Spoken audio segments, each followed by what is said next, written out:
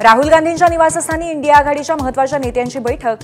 Dinner टेबलवरती कोणती राजकीय रणनीती शिजणार याकडे लक्ष। उपराष्ट्रपती पदाच्या निवडणुकीबाबत होणार चर्चा।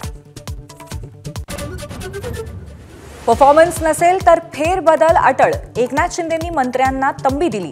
माध्यमांसमोर कमी बोला आणि जास्त काम करण्याच्या शिंदेंच्या सूचना। विरोधकांना कामातून उत्तर द्या असंही आवाहन।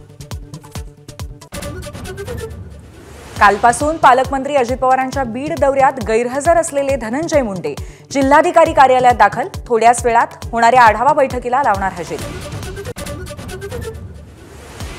बालेकिल्ल्यातच पंकजा मुंडेंना अजित पवारांचा धक्का। वडवणीतील राजाभाऊ आणि बाबरी मुंडे आज राष्ट्रवादीत प्रवेश करणार।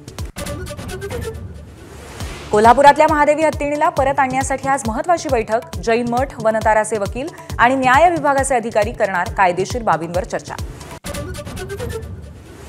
कबुतरांसंदर्भामध्ये मुंबई उच्च न्यायालयामध्ये आज महत्त्वाची सुनावणी। कबुतरांना नियंत्रित पद्धतीने खाद्य टाकण्याबाबत महापालिकेच्या आदेशानंतर सरकार उच्च न्यायालयामध्ये काय भूमिका मांडणार याकडे लक्ष।